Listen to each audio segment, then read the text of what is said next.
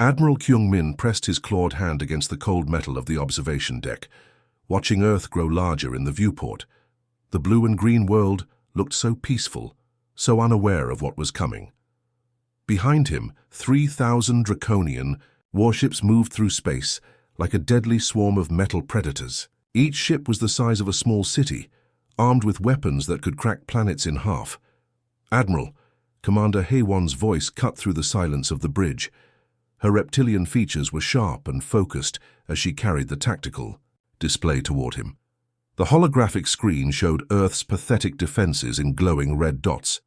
Their orbital stations number less than 50, ancient designs probably 100 years behind our technology.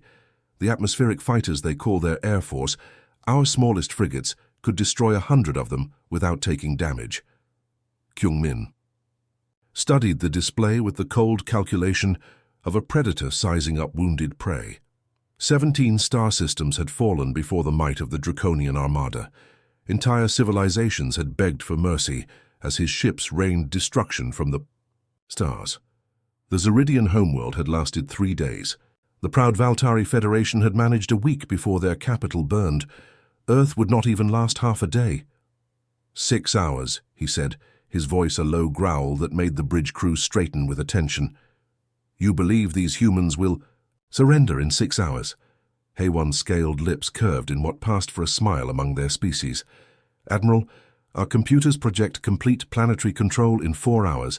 I added 2 more to account for any unexpected resistance from their ground forces. But honestly, looking at their primitive weapons, even that seems generous." The bridge hummed with the energy of thousands of crew members preparing for battle. Weapons officers checked plasma cannon charges. Navigation teams plotted optimal firing positions. Communications specialists prepared the standard surrender demands that would be broadcast to Earth's governments. Everything proceeded with the mechanical precision of an empire that had perfected the art of conquest. Across the galaxy, alien civilizations watched through long-range sensors and quantum telescopes. In the crystal cities of Altair Prime, citizens gathered in public viewing areas to witness what they believed would be humanity's final chapter. The Insectoid Hive Collective transmitted data streams to 1 billion drones, analyzing the tactical situation with cold mathematical certainty. Even the peaceful Ethereal Council, who never involved themselves in galactic conflicts, turned their vast mental powers toward the Sol system to observe this moment of history. Every species had the same conclusion. Humanity was doomed. On the flagship's lower decks, Draconian soldiers prepared their armor and weapons. Captain Sung-woo, a mid-level officer commanding a battalion of assault troops, briefed his men on the coming ground invasion. "Remember, the humans are physically weak but clever. They use tools to compensate for their frail bodies. Stay alert but don't waste ammunition. Command wants prisoners for the slave markets." The soldiers laughed, a harsh sound like grinding metal. They had heard similar briefings before every conquest. Human cleverness would not save them from Draconian superiority. But deep beneath Earth's surface, in facilities that did not appear on any map or satellite scan, the truth was very different. General Subin stood in the primary command center, 3 miles underground, surrounded by technology that would have shocked every alien civilization watching from the stars. Holographic displays showed the approaching armada in perfect detail. Every ship, every weapon, every crew member was tracked and analyzed by systems that operated on principles the galaxy had not yet discovered. "Ma'am, they're entering the outer engagement zone," reported Colonel Minho from his station. His fingers danced across controls that managed defensive systems hidden throughout the solar system. Automated weapon platforms disguised as asteroids, energy shields that could redirect the power of stars, dimensional anchors that could trap entire fleets in pockets of twisted space-time. Around the command center, hundreds of human technicians worked with the calm efficiency of a species that had been preparing for this moment since they first looked up at the stars. Dr. Yoon Seo monitored the integration chambers where the real work would begin. Engineer Hyunwoo checked the status of collection arrays that would preserve every scrap of alien knowledge and technology. Communications specialist Jin Ah prepared to broadcast the performance that would convince the galaxy Earth was helpless. "Admiral, Kyungmin is transmitting surrender demands, reported Communications Officer Sora. Standard Draconian protocol, immediate capitulation or face complete annihilation. Subin nodded, her expression remaining perfectly neutral. She had studied Draconian psychology for decades. She knew exactly how their minds worked, what they expected, what they feared. Most importantly, she knew what they could not possibly imagine. Send the standard human response, she ordered. Defiance, desperation, and a plea for more time to consider their terms. Make it believable. The theater was about to begin. Earth would play the role of helpless victim perfectly, right up until the moment the Draconian Armada discovered they were not the hunters in this scenario. They were the harvest. The silence hit the galaxy like a physical blow. One moment, sensors across a dozen star systems were tracking the massive energy signatures of 3,000 Draconian warships. The next moment, nothing. Complete electromagnetic darkness, where Earth's solar system should have been blazing with the fury of planetary conquest. Captain Ji-hoon had been monitoring alien conflicts for 15 years from his post on Altarian Station 7. He had watched civilizations rise and fall, seen empires clash in spectacular displays of firepower that lit up space for light years in every direction. But he had never seen anything like this. His six-fingered hands trembled as he adjusted the sensor arrays for the 100th time, hoping for some sign of what had happened. Lieutenant So Young, run a full diagnostic on all our equipment, he ordered, his voice tight with worry. The young officer's crystalline features reflected the confusion they all felt as she worked frantically at her console. Sir, all systems are functioning perfectly, she reported after several minutes. The sensors are working fine. There's just nothing there. Where the Draconian fleet should be, I'm reading empty space. Not even debris. Ji-hoon stared at the displays showing the Sol system. Earth appeared exactly as it had before the invasion, a small blue dot orbiting its yellow star. Commercial traffic moved normally between the inner planets. Communication satellites continued their regular broadcasts. It was as if the most feared military force in the galaxy had simply vanished into thin air. The news spread through space faster than light itself, carried by quantum communication relays that connected every major civilization. On the crystal, homeworld of Altair Prime, crowds gathered in the floating cities to stare at the massive public displays showing empty space where a battle should have raged. The insectoid hive collective's billion drones buzzed with frantic calculations, trying to understand what their sensors were telling them. In the Galactic Council chambers on neutral Kepler Station, emergency sessions began immediately.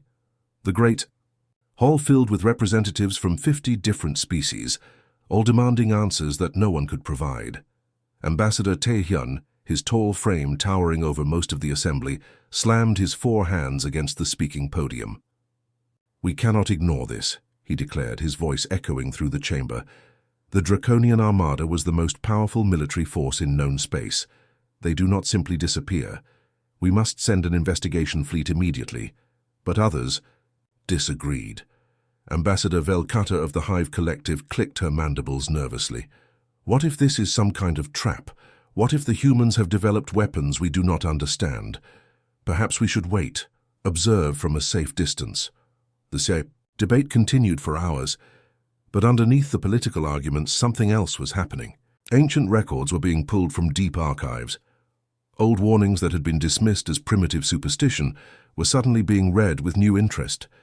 The Ethereal Council, beings of pure energy who rarely spoke to physical species, transmitted a single message that chilled everyone who received it. The collector's wake. The harvest begins. Most dismissed it as the cryptic nonsense the Ethereals were known for, but a few remembered older stories, legends passed down from the first species to achieve spaceflight. Stories about a world that looked peaceful and primitive, but hid something ancient and hungry. Meanwhile, on Earth, the real work was just beginning. Dr. Yoon-ji walked through corridors that stretched for miles beneath the planet's surface, her footsteps echoing in chambers that had been built in preparation for this day. The integration facilities were marvels of technology that combined human engineering with principles borrowed from dimensions the galaxy didn't even know existed. Thousands of stasis pods lined the walls, each one containing a Draconian soldier or crew member. Their reptilian features looked peaceful in the soft blue light, almost like they were simply sleeping. But the nanobotic systems working inside their bodies were performing miracles of biological and consciousness engineering. That would have terrified any alien scientist. "The neural pathway expansion is proceeding faster than our projections," reported researcher Youngsu as he checked the monitoring displays. "Their minds are adapting to the collective consciousness at remarkable rates. The draconian brain structure seems naturally compatible with our integration protocols." Dr. Unji nodded, making notes on her tablet. Each species required different approaches. The proud Valtari had taken months to fully integrate. The logical Zeridians had adapted quickly, but required constant monitoring to prevent rejection. The Draconians, with their warrior culture and pack mentality, were proving surprisingly easy to incorporate into the greater whole. 73% full integration, she murmured, watching the status displays. The remaining 27% are showing remarkable adaptation rates. Admiral Kyung-min's group should be ready for final processing within days. In another part of the facility, what had once been Admiral Kyung-min stood perfectly still, in a preparation chamber. His scales had taken on a subtle shimmer that hadn't been there before, and his eyes now held depths that seemed to contain the knowledge of ages. When he spoke, it was with his own voice, but the words carried the weight of something far greater. "The integration is complete," he said to the human technicians monitoring his progress. "I remember my former existence, but I understand now how limited it was. Individual consciousness is like a single drop of water compared to the ocean we have become part of." The technicians made their notes and prepared him for the next phase. Soon he would rejoin his crew, and together they would help prepare for the next stage of Earth's ancient plan. Above ground, automated systems continued, broadcasting fake distress signals and emergency transmissions, maintaining the illusion that Earth was struggling with some kind of crisis. Commercial traffic was carefully managed to appear normal, while hiding the massive construction projects taking place in Earth's orbital space. The galaxy watched and waited, not knowing that the silence was not the end of the Draconian Armada, but the beginning of their transformation into something infinitely more powerful and purposeful than they had ever been as individual beings. 6 months had passed since the universe held its breath, waiting for news from the Sol system that never came. The silence stretched across space like a disease, infecting every corner of galactic civilization with questions that had no answers. Trade routes that once passed near Earth's system were quietly rerouted. Merchant vessels reported strange dreams when they traveled too close to human space. Even the most hardened alien pirates avoided the area, claiming their navigation systems malfunctioned whenever they approached. The pressure for answers finally became too great to ignore. The Galactic Confederation assembled an investigation, fleet unlike any seen before. 12 ships from 7 different species, equipped with the most advanced scanning technology the galaxy could produce. At its head flew the research vessel Cosmic Dawn, commanded by Captain Dongwu of the neutral Altarian Science Collective. Dongwu was chosen specifically because his people had no political ties to either humanity or the Draconian Empire. His crystalline skin could shift colors based on his emotions, and right now it flickered between deep blue uncertainty and amber worry as he studied the mission briefings. 3,000 warships didn't just disappear. The energy required to destroy such a fleet would have been visible from neighboring star systems. Yet somehow the Sol system showed no signs of the epic battle everyone expected. "Captain, we're approaching the outer sensor range of Earth's system," announced his chief researcher, Dr. Hyojin. Her 6 arms worked across multiple control panels, simultaneously processing data streams that would overwhelm most single-limbed species. Initial scans are confusing. Commander Boram, the fleet's tactical officer, studied her displays with the sharp focus of a career military professional. Her species, the Karathi, were natural warriors with enhanced reflexes and tactical intuition that made them perfect. Save a combat analysis. "Sir, I'm detecting standard commercial traffic, cargo ships moving between Earth and Mars. Communication satellites operating normally. It's like nothing ever happened. Dongwu felt his skin shift to a darker shade of blue. That's impossible. Show me the detailed scans. The main display lit up with a three-dimensional map of the Sol system. Earth sat in its orbit exactly where it should be, surrounded by the normal traffic of a developing spacefaring civilization. Mars showed signs of terraforming projects that had been ongoing for decades. The asteroid belt contained the usual mining operations. Everything appeared completely routine. Run deep space scans for debris fields, Dongwu ordered. Look for any trace of draconian technology. Check for energy residue from weapon discharges. For hours, the investigation fleet's sensors swept through space, searching for any sign of the vanished Armada. They found nothing. No twisted metal, floating in the void. No radiation signatures from plasma weapons. No gravitational anomalies that would indicate a massive battle. The space around Earth was as clean as if no alien fleet had ever been there. But Dr. Hyojin's analytical mind caught details that others missed. Her compound eyes, evolved to process multiple data streams simultaneously, spotted patterns in the information that didn't make sense. Captain, look at these population readings from Earth's surface. The data streams showed Earth's major cities from orbital scans. The human population has increased by 12% since the Draconian invasion, she reported, her voice filled with confusion. That's statistically impossible. Even with accelerated breeding programs, population growth doesn't work that way. Commander Boram pulled up comparative technology assessments. Sir, their technological advancement patterns are even stranger. 6 months ago, human ships were using fusion drives that barely achieved 0.05 light speed. Now I'm detecting energy signatures that suggest they've developed quantum displacement engines. That kind of technological leap should take decades, maybe centuries. Dongwu stared at the reports, his skin cycling through colors of deep concern. Either their sensors were malfunctioning or something on Earth was defying every law of civilization development they understood.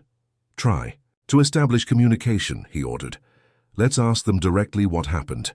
The communication came through clearly, carried by standard galactic frequencies. A human voice, speaking in perfectly accented galactic standard, responded to their hail. This is Earth Traffic Control. We welcome the investigation fleet to our system.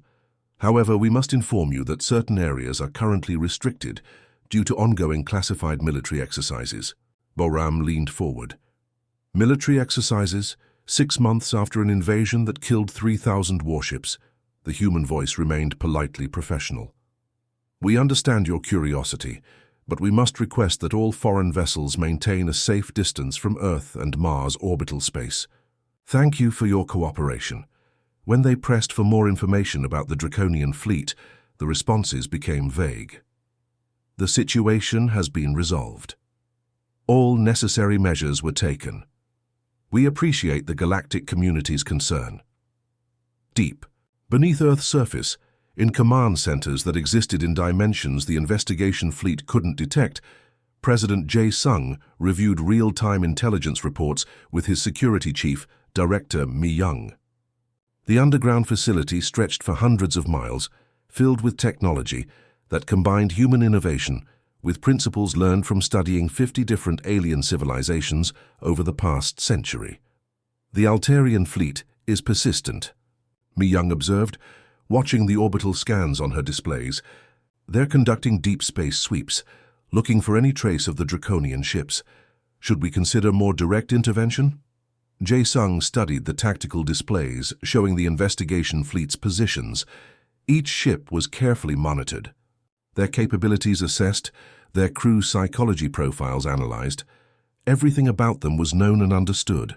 Not yet, he decided, his voice carrying the authority of someone who had planned for this moment for decades.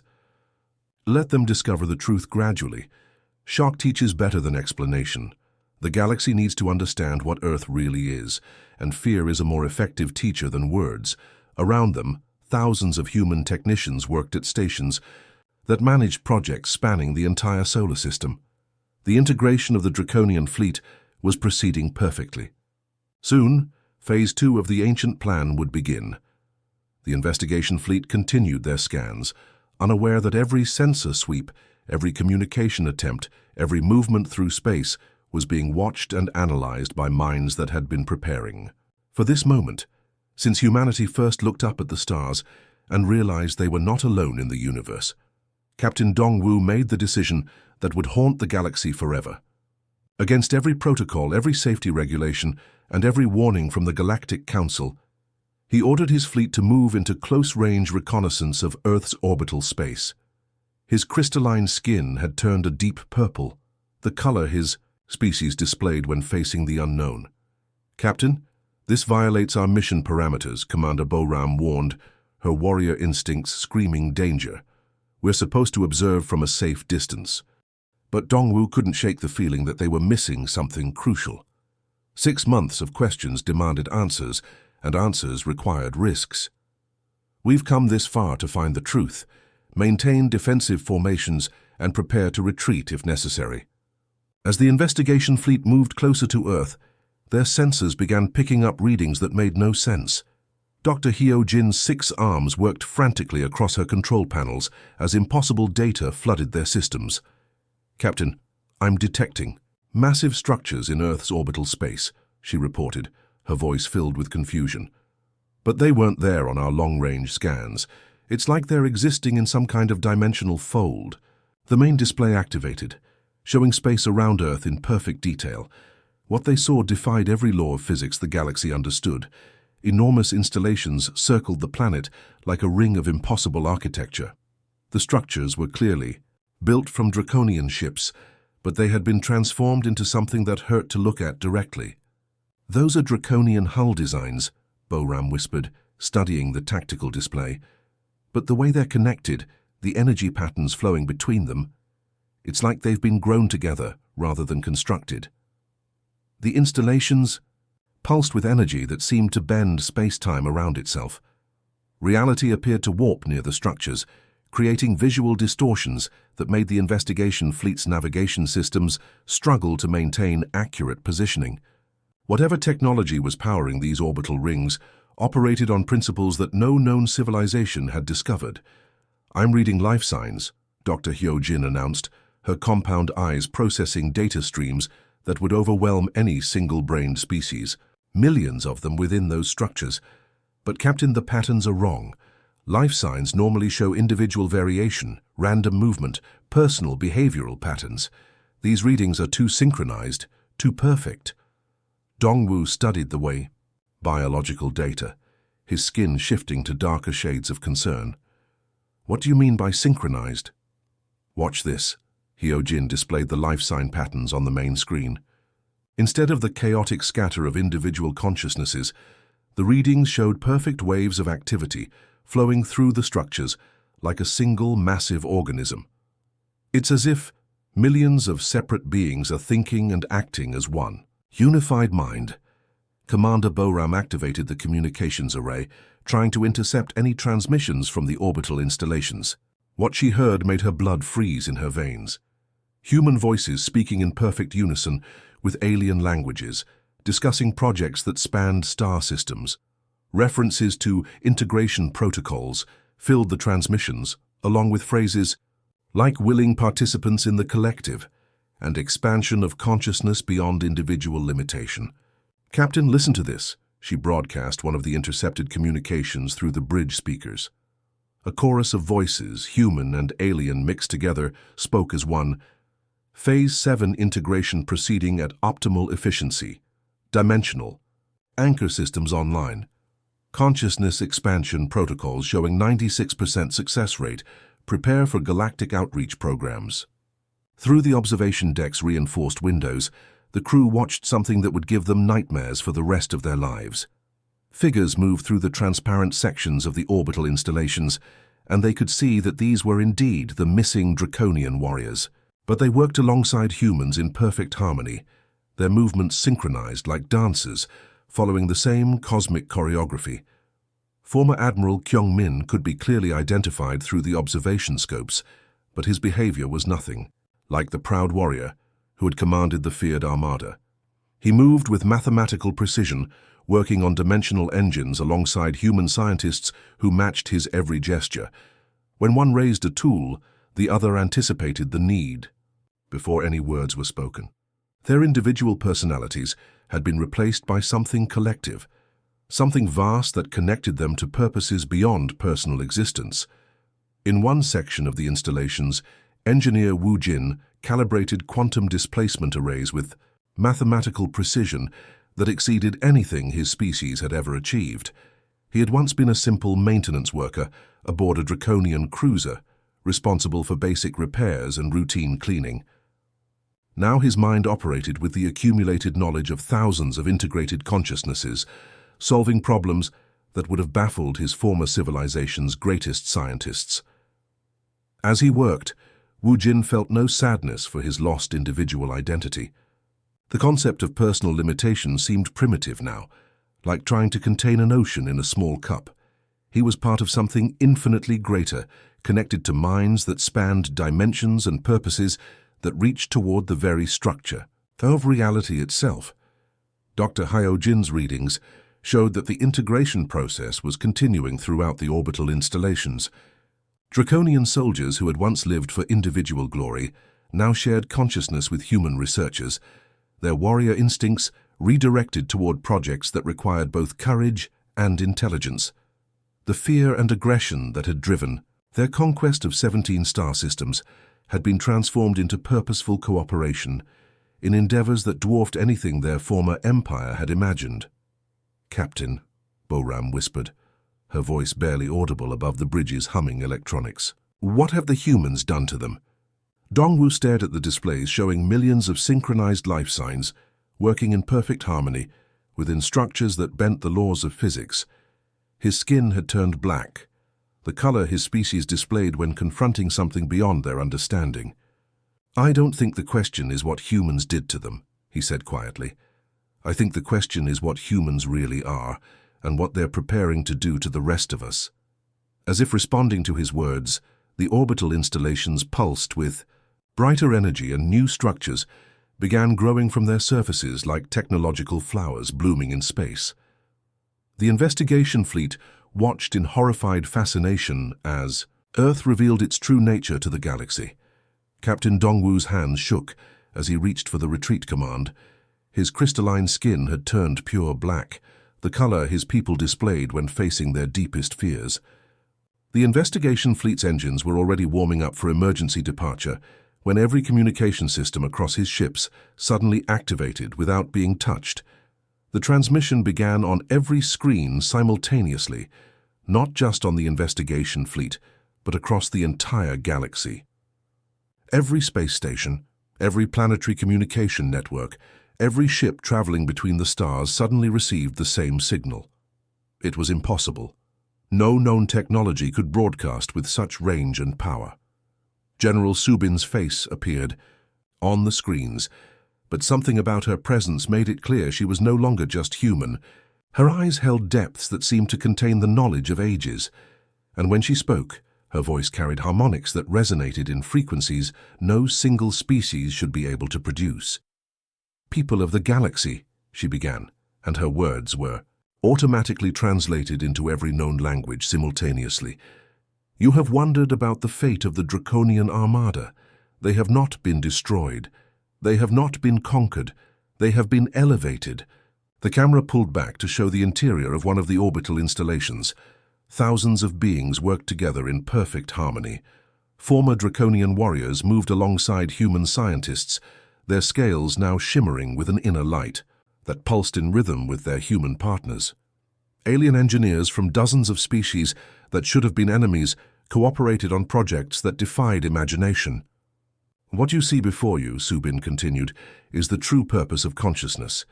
Individual existence is limitation. Separate minds are weakness. We offer unity. We offer transcendence."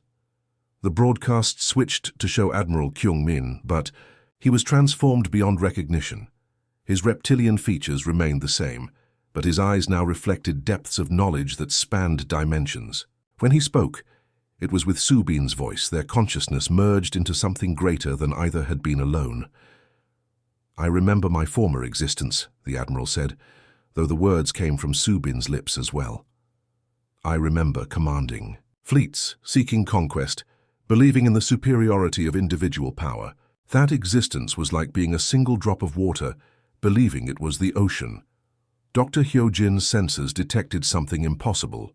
The life signs from the orbital installations were broadcasting the same neural patterns simultaneously. Millions of different beings, all thinking the same thoughts at the same moment, all sharing the same vast consciousness that stretched across dimensions the investigation fleet couldn't even detect. "We are collectors," the broadcast continued, and now dozens of voices spoke in perfect unison. Humans, Draconians, and species that hadn't been seen since the Armada's disappearance all shared the same words. "We have waited. We have watched. We have prepared." The camera showed vast chambers filled with stasis pods, each one containing beings from across the galaxy. But these weren't prisoners. The readings showed active neural integration, consciousness expansion, voluntary participation in something that transcended individual existence. "The Draconian Armada has become part of something greater," Subin explained, her image now surrounded by the transformed crew members who had once served under Admiral Kyung-min. "A collective intelligence that operates beyond your current understanding of consciousness itself." Commander Boram's tactical systems detected massive energy signatures building around Earth. The orbital installations were powering up systems that registered on scales her instruments couldn't properly measure. "Captain, they're preparing something big. Energy levels are off our charts." The broadcast showed construction projects that dwarfed anything the galaxy had ever seen. Ships were being built that incorporated technology from every known civilization, but redesigned according to principles that seemed to bend reality itself. The vessels that emerged from Earth's construction bays were works of art that happened to be capable of crossing interstellar distances instantly. "We extend this invitation to all civilizations," Subin announced. And behind her, representatives of every major galactic species stood in perfect harmony. Altarians, Zeridians, Valtari, even members of the proud ethereal council who had supposedly ascended beyond physical existence. All of them bore the same inner light, the same depths of shared consciousness. "You may join voluntarily," the collective voice continued, "and experience the expansion of your consciousness beyond anything you have imagined possible. Or you may wait, and we will come to you when the time is right." Captain Dongwu realized with growing horror that this wasn't a threat. It was a promise. Earth wasn't declaring war on the galaxy. Earth was announcing the next phase of evolution and offering every species the choice to participate willingly or wait to be collected later. "All retreat, maximum speed," he shouted to his fleet. "Emergency jump to the galactic core." As the investigation ships powered up their fastest engines, long-range sensors detected something that made the entire galaxy tremble. New ships were leaving Earth's system, but these weren't built from any known technology. They moved through space by folding reality around themselves, traveling distances that should take years in mere moments. The vessels spread out toward every major populated world simultaneously. Altair Prime, the Hive Collective's central worlds, the Ethereal Council's dimensional sanctuaries, even the hidden fortress worlds of species that had never revealed their locations to outsiders. Earth knew where everyone lived, and Earth was coming to visit. Dr. Hyojin's final sensor readings before they jumped to faster than light showed the truth that would haunt the galaxy forever. Earth's population wasn't 12% higher than before the invasion. Earth's population now included every being that had ever disappeared from ships passing through their system over the past 1,000 years. Every missing expedition, every lost colony ship, every explorer who had vanished near Sol had become part of something vastly greater. The investigation fleet escaped, but they carried with them the knowledge that changed everything. Humanity had never been the primitive species the galaxy believed them to be. They were collectors, gatherers of consciousness, builders of something that transcended individual existence. As their ships fled toward the galactic core, Captain Dongwu realized the horrible truth. The galaxy had spent millennia watching Earth, studying these apparently primitive humans, never realizing that Earth had been watching back, learning everything about every species that showed interest in their small blue world. The hunters had become the harvest. The observers had become the observed, and now the collection was about to begin. The end.